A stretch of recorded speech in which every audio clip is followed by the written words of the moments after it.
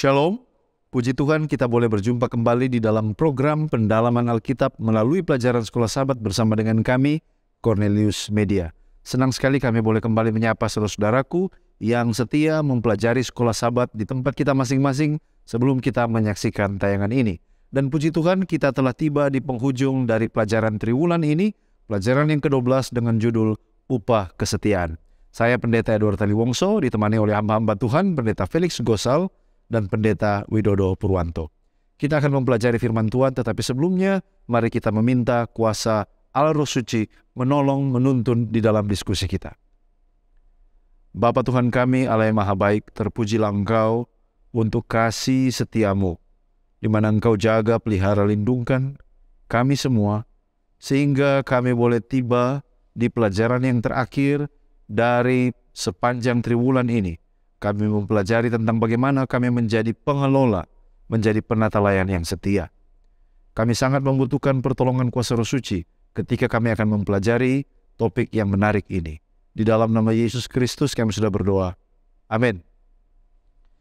Kami mau mengingatkan saudara-saudaraku bahwa pelayanan ini atau tayangan ini terbagi di dalam 4 bagian. Bagian yang pertama kita melihat dasar Alkitabiah dari pelajaran sepanjang pekan ini. Bagian yang kedua kita mencoba menggali ayat hafalan atau ayat inti yang dipilih oleh penulis pelajaran Sekolah Sabat. Bagian yang ketiga kita mengangkat pertanyaan-pertanyaan yang muncul dari diskusi berdasarkan pelajaran dari hari per hari. Dan di terakhir kita tiba kepada bagian aplikasi, di mana ada pelajaran-pelajaran penting yang bisa kita bawa pulang, diaplikasikan di dalam kehidupan kita setiap hari. Mari kita lihat dengan bagian yang pertama, yaitu dasar Alkitabiah. Penulis pelajaran Sekolah Sabat menulis dan memilih beberapa perikop. Yang pertama Ibrani 11 ayat 6. Di sana dikatakan tanpa iman maka tidak mungkin orang itu akan berkenan kepada Allah. Yesaya 62 ayat 11. Allah memberikan kekuasaan yang besar, tanggung jawab yang besar sebagai pengelola kepada umat-umatnya. Kita ke perjanjian baru, Roma 6 ayat 23, bahwa upah dosa adalah maut dan karunia Allah itu adalah hidup yang kekal di dalam Kristus Yesus. Yohanes 14 ayat 1-3. Di sini Yesus menjanjikan tempat di rumah Bapa bagi mereka yang percaya kepadanya, bagi mereka yang menjadi pelayannya yang setia. Wahyu 21 adalah satu pasal di mana Allah akan membuat segala sesuatu baru dan akan menyingkirkan segala penderitaan. Dan Matius 25 ayat 20-23. Orang yang setia akan dihargai oleh Tuhannya dan akan diberi tanggung jawab yang lebih besar. Roma 8 ayat 16-18. Di sini dikatakan bahwa Roh Allah bersaksi bersama-sama dengan roh kita bahwa kita ini sesungguhnya adalah anak-anak Allah dan kita akan menderita bersama dengan Kristus, tetapi kita juga akan memperoleh kemuliaan yang kekal bersama dengan Kristus. Mari kita lihat pengertian daripada judul Reward of Faithfulness atau upah daripada kesetiaan. Nah, apa sebenarnya pengertian kesetiaan di dalam konteks pelajaran Sekolah Sabat ini? Kesetiaan di dalam konteks pelajaran Sekolah Sabat pekan ini adalah kebijaksanaan dalam mengelola sumber daya yang Allah percayakan kepada kita semasa hidup kita. Menjadi penata layan yang setia dalam konteks biblikal berarti mengakui bahwa semua yang kita miliki pada akhirnya adalah milik Allah dan bagaimana kita menggunakan sumber daya kita dengan bijak dan produktif untuk memajukan tujuan Allah dan melayani orang lain. Lalu kemudian di dalam judul menyinggung tentang upah. Apa upah yang dimaksud di dalam konteks pelajaran Sekolah Sabat ini? Nah, dalam konteks pelajaran Sekolah Sabat, upah kita adalah hal-hal yang dijanjikan kepada kita melalui Kristus setelah kedatangan yang kedua kali. Dan akhir dari segala penyimpangan yang mengerikan yang telah terjadi oleh karena dosa. Dan ini akan terjadi, segala penderitaan akan selesai dan kita akan hidup bahagia untuk selama-lamanya. Itulah secara umum upah yang dibicarakan di dalam konteks pelajaran Sekolah Sabat kita. Lalu kemudian mungkin muncul pertanyaan, mengapa ada upah? Bukankah kesetiaan kita itu harus tulus dan tanpa pamrih? Sehingga melalui pelajaran ini menimbulkan kesan kita setia karena ada upah. Dan mungkin saja menuntun kita menjadi orang yang munafik. Kita setia karena ada upah. Bagaimana kalau seandainya tidak ada upah? Nah, konsep ini memang sudah diamarkan oleh hamba Tuhan Mrs. Ellen White di dalam buku Counsels on Stewardship halaman 339 alinea yang pertama. Di sana dia katakan, berulang kali juru selamat berkata, banyak orang yang terdahulu akan menjadi yang terakhir, dan yang terakhir akan menjadi yang terdahulu. Yesus ingin agar mereka yang terlibat di dalam pelayanannya tidak menginginkan imbalan atau upah, dan tidak merasa bahwa mereka harus menerima imbalan untuk semua yang mereka lakukan. Tuhan ingin agar pikiran kita berjalan di jalur yang berbeda, karena Dia tidak melihat seperti yang dilihat manusia. Ia tidak menilai dari penampilan, tetapi menilai seseorang dari ketulusan hatinya. Dan memang benar bahwa janganlah upah ini menjadi pendorong kita untuk bekerja dengan setia melayani Tuhan. Tetapi yang menjadi pertanyaan, mengapa Alkitab mengajarkan bahwa ada upah yang disediakan bagi orang percaya yang setia? Minimal ada 3 alasan yang kita temukan di dalam Alkitab mengapa ada upah. Yang pertama adalah upah itu untuk menyatakan keadilan Allah. Sebagaimana yang kita baca di dalam Wahyu 22 ayat 12. Sesungguhnya aku datang segera dan aku membawa upahku untuk membalaskan kepada setiap orang menurut perbuatannya. Jadi Allah memberikan upah supaya membuktikan bahwa Dia itu adil.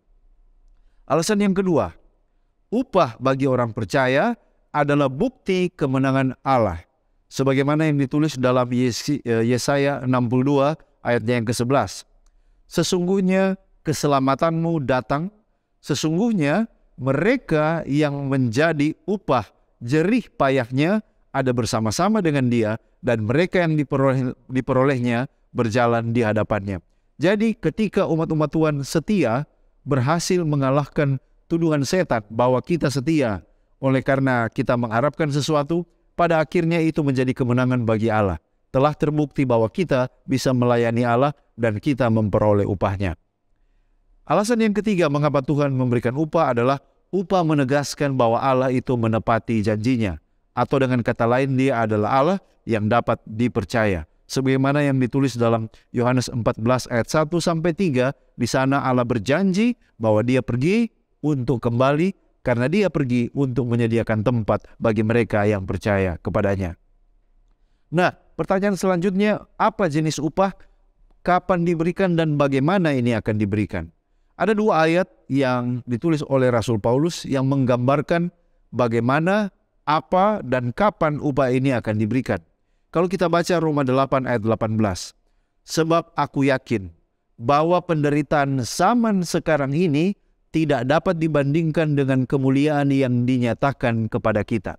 Jadi jelas dari sini kita temukan bahwa upah yang Tuhan sediakan sebenarnya bukan di dunia ini, tetapi kemuliaan yang nanti akan dinyatakan. Lalu kemudian ayat selanjutnya yaitu yang terdapat dalam 2 Timotius 4 ayat 6-8. Sekarang telah tersedia bagiku mahkota kebenaran yang akan dikaruniakan kepadaku oleh Tuhan, Hakim yang adil, pada harinya, tetapi bukan hanya kepadaku, melainkan juga kepada semua orang yang merindukan kedatangannya. Nah, dari sini kita temukan bahwa upah yang dijanjikan ini adalah kemuliaan kekal, karunia hidup yang kekal. Kapan itu akan diberikan? Pada waktunya nanti. Lalu kemudian bagaimana itu akan diberikan? Itu akan dianugerahkan kepada orang percaya oleh Allah sendiri. Demikianlah informasi pendahuluan yang kiranya dapat menolong kita untuk masuk lebih dalam diskusi pada kesempatan ini. Baik, terima kasih pendeta. Dan saat ini kita tiba pada ayat inti. Memahami ayat inti kita pada pekan ini sebelum kita akan masuk di dalam pendalaman pelajaran sekolah sahabat kita. Ayat inti kita pada pekan ini diambil dari Matius pasal 25 ayatnya yang ke-21. Matius pasal 25 ayatnya yang ke-21, di sana firman Tuhan mengatakan, maka kata tuannya itu kepadanya, baik sekali perbuatanmu itu, hai hambaku yang baik dan setia. Engkau telah setia dalam perkara kecil, aku akan memberikan kepadamu tanggung jawab dalam perkara yang besar. Masuklah dan turutlah dalam kebahagiaan Tuanmu. Mari kita lihat pertama-tama konteks dari ayat inti kita, Matius pasal 25 ayat 21 ini. Pertama-tama mari kita lihat di mana ayat ini dinyatakan dan dalam peristiwa apa. Nah, saudara-saudara, ayat inti kita ini adalah peristiwa yang terjadi di atas Bukit Zaitun. Kita bisa baca itu di dalam Matius pasal 24 ayat 3. Dan juga di dalam Membina Kehidupan Abadi halaman 248, di sana juga mengatakan bahwa khotbah tentang akhir zaman ini terjadi di atas Bukit Zaitun. Nah, kemudian kalau kita baca di dalam Matius pasal 24 ayat 1, hal ini terjadi pada saat mereka baru saja keluar dari bait suci di Yerusalem, di mana saat itu Yesus telah mengecam ahli-ahli Taurat dan juga orang Farisi. Dan saat itu, ketika Yesus telah menyelesaikan pelayanannya yang terakhir di Yerusalem, dia pergi sendirian ke Bukit Zaitun dan beberapa murid-muridnya datang untuk bercakap-cakap dengan dia. Peristiwa ini terjadi 2 hari sebelum Paskah, yaitu pada saat Yesus akan disalibkan. Kemudian mari kita lihat oleh siapa dan kepada siapa yang hadir kata-kata ini diberikan. Nah, yang pertama, perumpamaan ini diberikan oleh Yesus sendiri kepada murid-muridnya yang datang untuk bercakap-cakap sendirian dengannya. Di dalam Bible Commentary Advent menyatakan jika murid-murid yang datang pada saat itu merujuk kepada hanya 4 orang.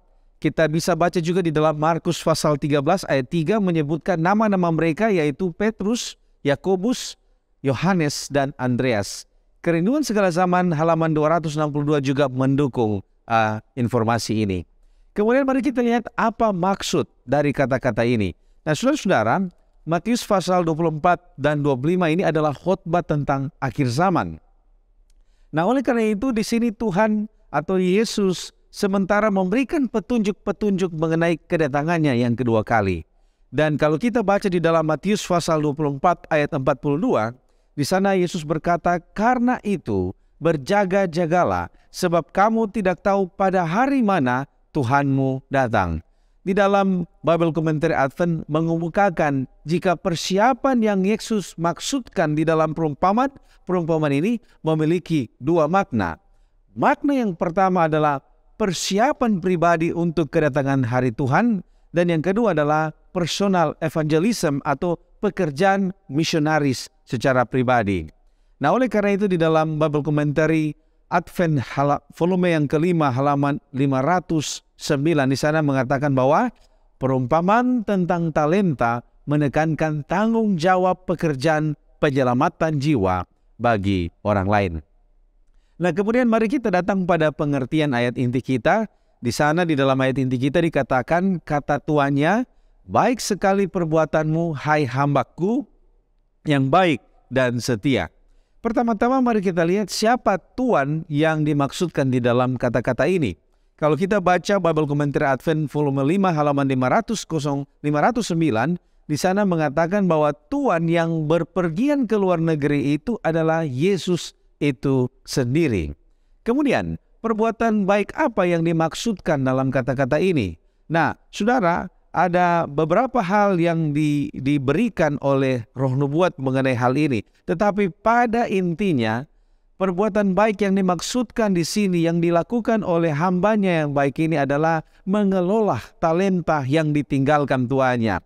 Kita juga bisa baca di dalam Membina Kehidupan Abadi halaman 248, dalam menantikan kedatangan Yesus, di sana Roh Nubuat mengatakan waktu harus digunakan bukan dengan menunggu bermalas-malas, tetapi dengan rajin bekerja. Jadi di sini adalah kerajinan mengelola dengan baik apa yang telah Tuhan percayakan kepada kita. Kemudian yang ketiga, siapa hamba yang dimaksudkan di dalam perumpamaan ini? Membina Kehidupan Abadi halaman 249. Di sana dikatakan bahwa hamba-hamba atau pelayan-pelayan dari perumpamaan ini menggambarkan para pengikut Kristus. Dan yang terakhir kita lihat mengapa hambanya ini baik dan setia. Nah, saudara, setia di sini lawan kata dari malas. Itu adalah sesuatu yang kita lihat tuduhan yang diberikan oleh Tuhan kepada Tuhan ini kepada hamba yang ketiga yang tidak mengelola talentanya. Nah, setia di dalam bahasa asli di sini datang dari kata pisteuo. yang dapat diterjemahkan faithful atau setia, tetapi juga dapat diterjemahkan sebagai belief atau trustworthy. Nah, sehubungan dengan hal ini, membina kehidupan abadi, halaman 27, menjelaskan ada 3 faktor utama mengapa hamba ini baik dan setia. Yang pertama adalah itu terjadi karena pimpinan Allah, yang kedua karena iman, dan yang ketiga karena usaha yang tekun. Kalau kita baca di dalam membina kehidupan abadi, halaman 254, di sana juga ditekankan pentingnya usaha manusia yang memiliki iman bekerja sama dengan kehendak Allah. Ini akan membawa kesempurnaan tabiat dan perbuatan. Ya baik, terima kasih pendeta. Dan poin penting lain lagi dari pembahasan ayat inti kita di dalam Matius pasal 25 ayat 21 adalah frase, engkau telah setia dalam perkara kecil, aku akan memberikan kepadamu tanggung jawab dalam perkara yang besar. Nah, apa yang dimaksud dengan perkara kecil dan perkara besar di sini? Serta apakah ukuran dari setia itu? Mari kita lihat, berbicara tentang perkara kecil dan perkara besar dalam konteks ayat inti kita Matius 25 ayat 21, berarti secara keseluruhan kita sedang berbicara tentang talenta.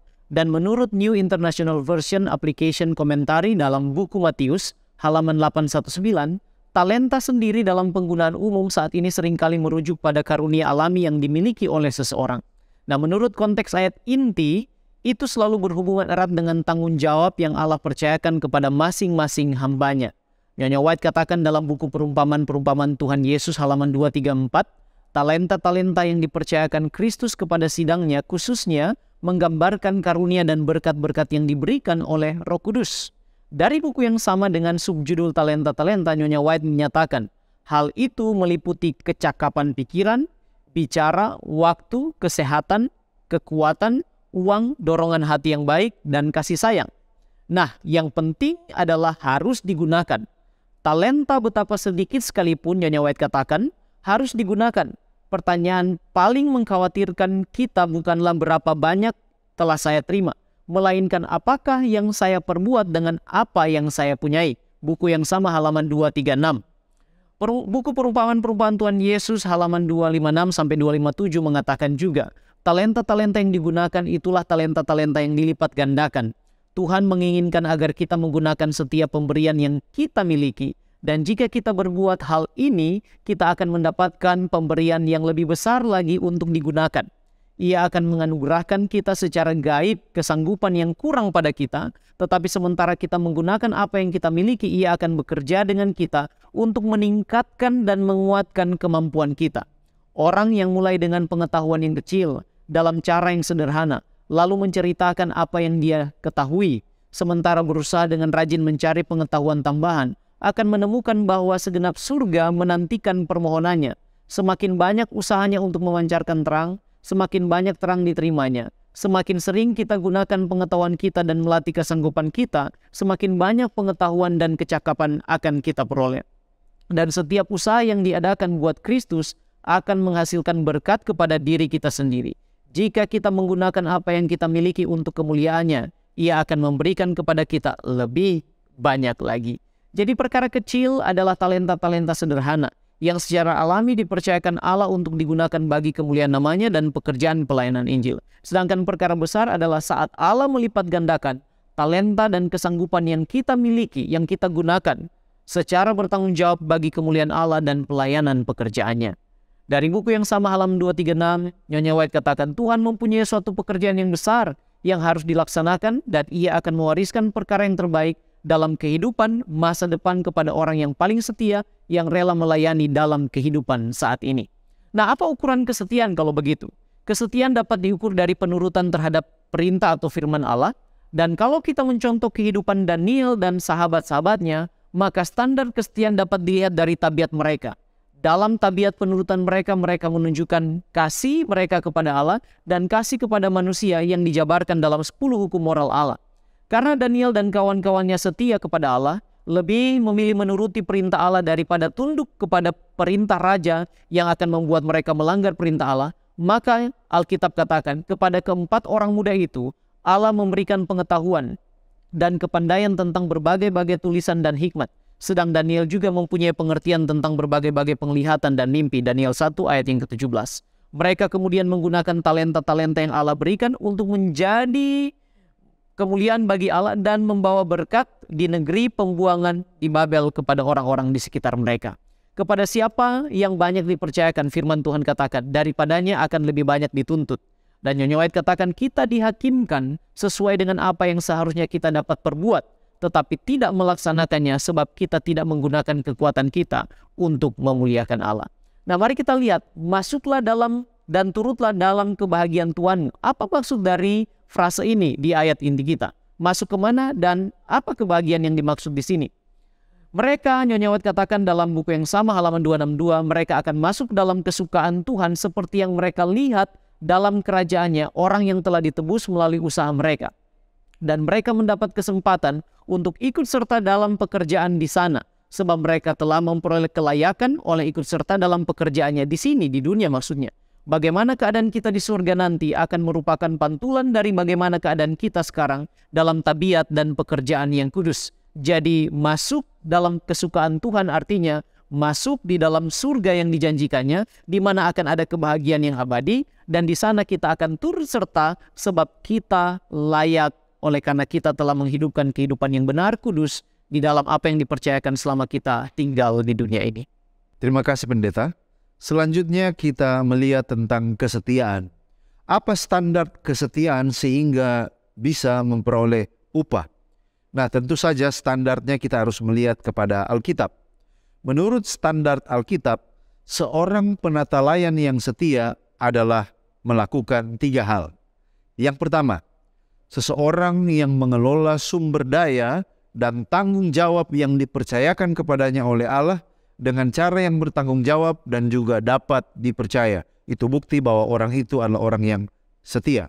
Yang kedua adalah seseorang yang memiliki konsep kepemilikan Alkitabiah, yaitu didasarkan pada keyakinan bahwa segala sesuatu yang kita miliki, termasuk waktu, bakat, harta benda, tubuh kita, pada akhirnya itu semua adalah milik Allah. Dan yang ketiga yang disebut dengan orang yang setia adalah seseorang yang menyadari bahwa kita telah dipanggil untuk menggunakan sumber daya ini bukan untuk kemuliaan diri, tetapi untuk memajukan tujuan-tujuan Allah, mengapa Dia menciptakan kita. Nah, selanjutnya pertanyaannya adalah, apa sesungguhnya upah dari kesetiaan, baik saat ini dan juga saat yang akan datang? Nah, upah yang utama setelah kita mempelajari pelajaran sekolah Sabat, upah yang utama bagi seorang penata layan yang setia dalam konteks biblikal adalah menerima hidup kekal dan mewarisi kerajaan Allah di dunia yang akan datang. Dan pahala atau upah ini dijanjikan kepada mereka yang telah setia dengan apa yang dipercayakan Allah kepada mereka dan telah menggunakan semua sumber daya mereka untuk memajukan kerajaan Allah dan melayani orang lain. Nah, di dalam Matius 25 ayat 21, Yesus berbicara tentang upah yang menanti mereka yang setia. Matius 25 ayat 21 mengatakan, kata tuannya itu kepadanya, baik sekali perbuatanmu itu, hai hambaku yang baik dan setia. Engkau telah setia dalam perkara kecil, aku akan memberikan kepadamu tanggung jawab dalam perkara yang besar. Masuklah dan turutlah dalam kebahagiaan Tuanmu. Selain itu, menjadi seorang penata layan yang setia di dunia ini juga dapat membawa berkat. Jadi bukan hanya di dunia akan datang, di dunia ini pun ada berkat tertentu yang bisa kita nikmati. Contohnya, yaitu kebahagiaan melayani orang lain.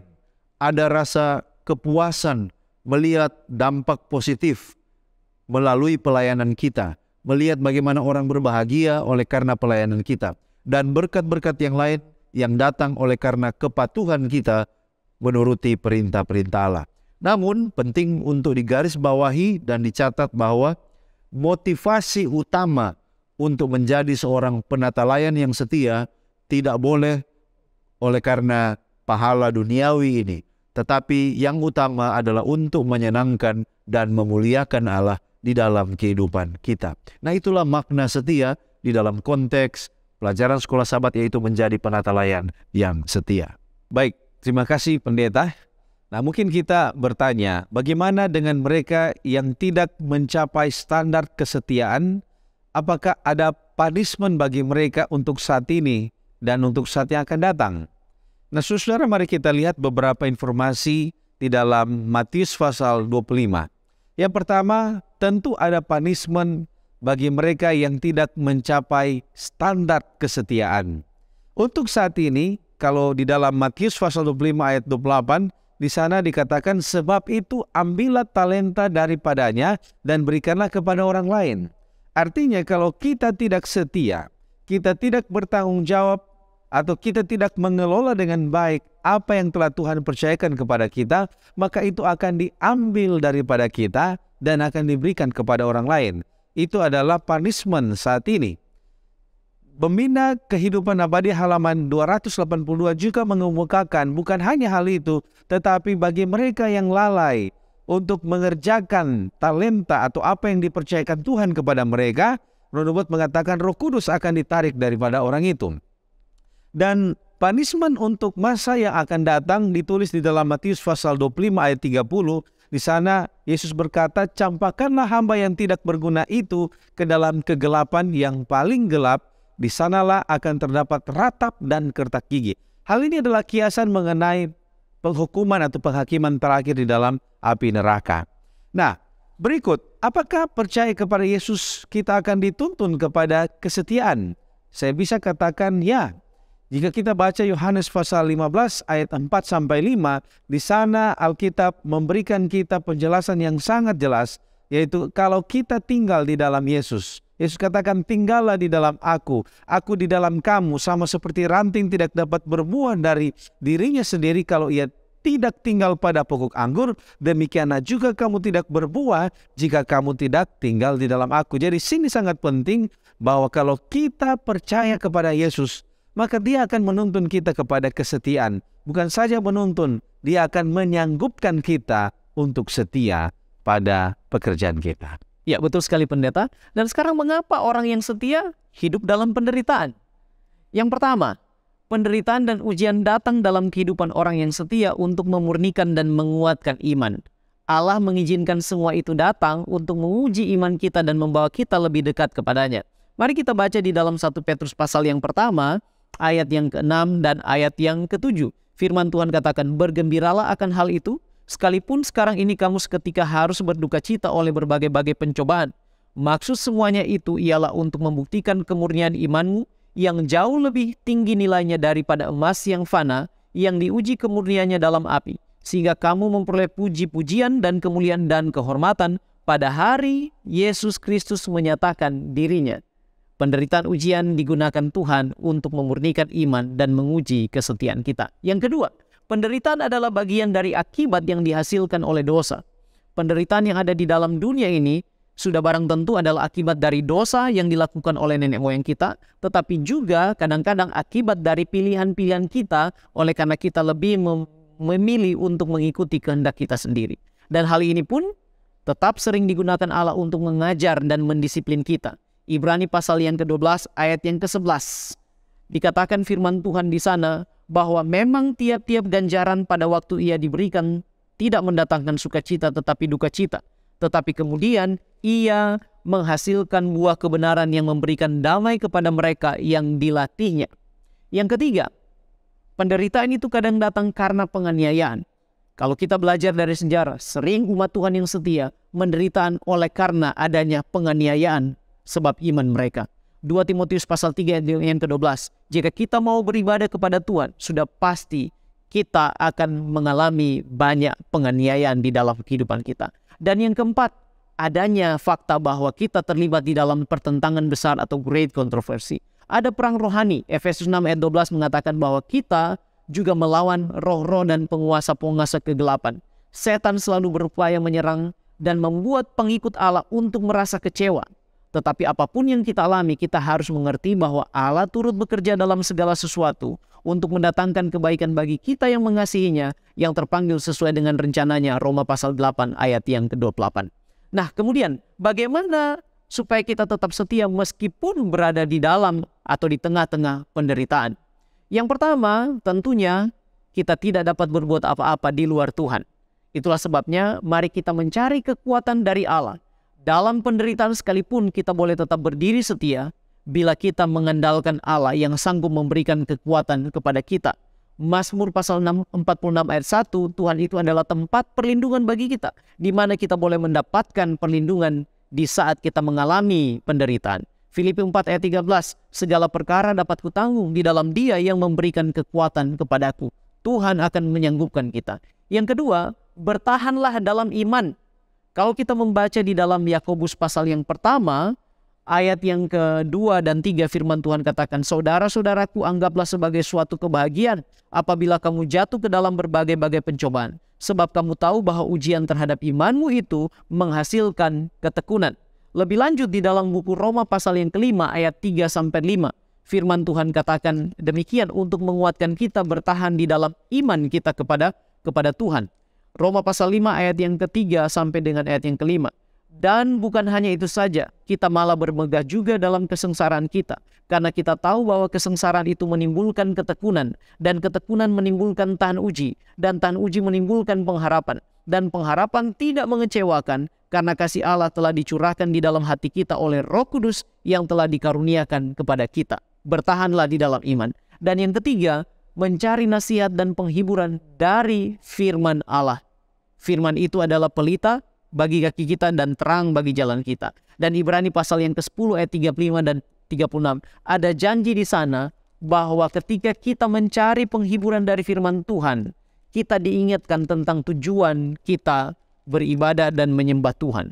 Ibrani 10 ayat yang ke-35 dan 36 firman Tuhan katakan, sebab itu janganlah kamu melepaskan kepercayaanmu, karena besar upah yang menantinya. Sebab kamu memerlukan ketekunan supaya sesudah kamu melakukan kehendak Allah, kamu memperoleh apa yang dijanjikan itu. Alkitab mengajarkan kepada kita, di tengah-tengah penderitaan, pencobaan yang kita alami, itu adalah saatnya kita percaya, bersandar kepada kebaikan dan kasih Allah, mengakui Dia di dalam segala keadaan hidup kita, bahwa ada kesempatan untuk bertumbuh di dalam Tuhan. Dan pasti suatu saat nanti kita akan menerima upah yang dijanjikan oleh Allah itu. Baik, terima kasih pendeta. Kita masih berbicara tentang kesetiaan. Apakah kesetiaan dapat dilakukan sendiri tanpa bantuan Roh Kudus? Kalau begitu apa peran dari Roh Kudus? Nah, jawabannya adalah tidak bisa. Roh Kudus sangat penting dalam membantu orang percaya untuk menjadi setia di dalam pelayanan mereka kepada Allah dan dalam cara mereka menjalani hidup mereka. Tanpa bantuan Roh Kudus, seorang percaya tidak dapat menjadi setia dengan cara yang diinginkan Allah. Kalau begitu mungkin kita bertanya, apa peran Roh Kudus dalam kehidupan orang percaya? Minimal ada 10 peran Roh Kudus berdasarkan Alkitab yang saya mau bagikan. Yang pertama adalah memberikan kesadaran akan dosa. Yohanes 16 ayat 8-11. Yang kedua, memberi kekuatan dan daya bagi orang percaya. Efesus 3 ayat 16. Yang ketiga, memberikan pengertian dan kebijaksanaan. Yohanes 14 ayat 26, 1 Korintus 2 ayat 12-13. Yang keempat, mengajar dan membimbing. Yohanes 14 ayat 26, Yohanes 16 ayat 13-15. Yang kelima, Roh Kudus menguatkan dan menghibur. Kisah Para Rasul 9 ayat 31. Yang keenam, memberikan karunia-karunia rohani, talenta. 1 Korintus 12 ayat 4-11. Yang ketujuh, membuat orang percaya bersaksi tentang Yesus. Kisah Para Rasul 1 ayatnya yang ke-8, 1 Petrus 3 ayat 15-16. Yang ke-8, mempersatukan umat Allah. Efesus 4 ayat 1-6. Yang ke-9, menghasilkan buah roh. Galatia 5 ayat 22-23. Dan yang ke-10 yang terakhir, peranan dari Roh Kudus adalah membimbing orang percaya menuju kemuliaan. Yohanes 14 ayat 2-3, 1 Tesalonika 5 ayat 23 dan 24. Nah, bagaimana ada orang yang mengaku percaya tapi tidak setia? Apakah orang seperti begini akan diselamatkan? Menurut ajaran Alkitab, iman yang sejati akan menghasilkan perbuatan yang sesuai dengan kepercayaan itu. Yaitu Yesus Kristus mengatakan di dalam Yohanes 14 ayat 15. Jikalau kamu mengasihi aku, kamu akan menuruti segala perintahku. Nah, hal ini menunjukkan bahwa kesetiaan kepada Kristus adalah bukti dari kepercayaan yang sejati.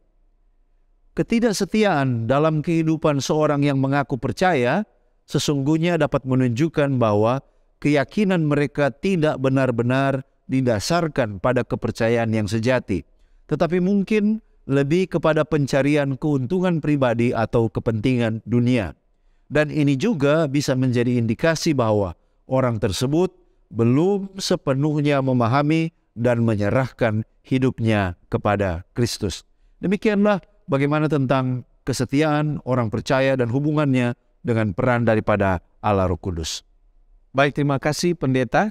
Dan tiba saatnya kita melihat aplikasi dari pelajaran sekolah sahabat kita.